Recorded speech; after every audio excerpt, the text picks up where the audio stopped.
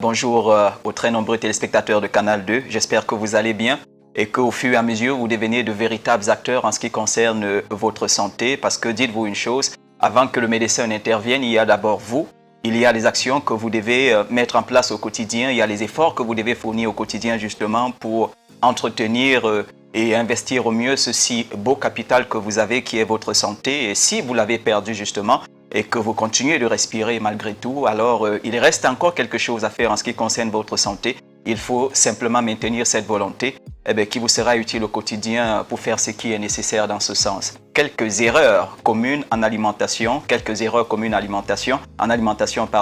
Et pourquoi nous voulons nous intéresser aux erreurs nécessairement? Parce que, vous savez, on peut faire une chose qui est bien naturellement pour notre santé, mais mal la faire.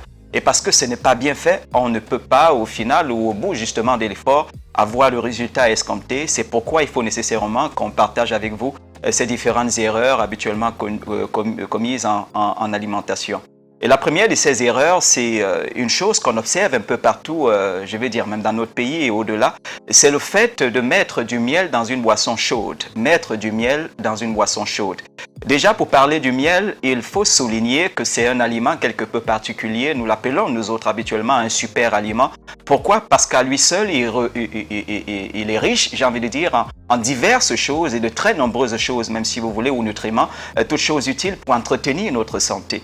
Mais encore, il faut souligner le fait qu'au-delà d'être riche en nutriments, il est utile justement dans les problèmes liés, si vous voulez, aux virus et aux bactéries nécessairement. Lorsqu'on sait que c'est un antifongique, c'est un antiviral, c'est même un antibiotique dans certains cas, alors vous comprenez très rapidement que si la consommation du miel n'est pas faite dans on va dire quoi, les conditions qui conviennent, alors naturellement vous n'aurez pas au final le résultat que vous escomptez. Oui, c'est une erreur que de mettre du miel dans une boisson chaude. Pour une raison simple, tous les nutriments, ou quasiment tous les nutriments contenus dans du miel sont thermosensibles. Ça veut dire quoi? Que lorsque la chaleur ou la température s'élève, le miel se dégrade en termes de nutriments.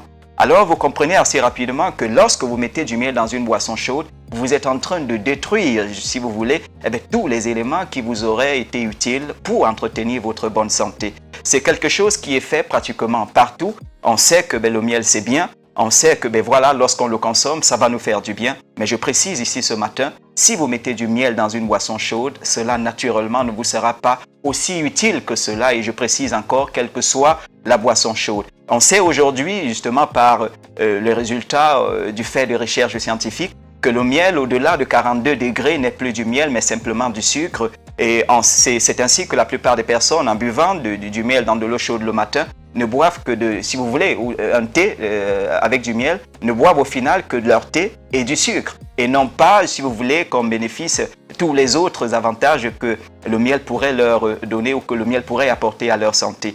Alors, la sagesse, ou alors ce qu'il faudrait faire, et ça c'est très important, je précise encore que le miel est thermosensible, donc ce qu'il faudrait faire, c'est d'abord attendre que votre boisson chaude est légèrement tiédie, ou alors qu'elle soit légèrement tiède, c'est l'expression qui convient, et à partir de ce moment, vous ajoutez votre miel. Mais une fois encore, je précise que ce n'est pas la meilleure chose à faire. C'est déjà une chose à faire, mais pas la meilleure. Pourquoi? Parce que lorsque vous diluez le miel, voilà, au final, vous n'avez pas une cuillère à soupe de miel. Ce que j'essaye de dire, c'est que si vous consommez directement une cuillère à soupe de miel, ce n'est pas la même chose que lorsque vous diluez cette cuillère à soupe dans un verre ou dans une boisson.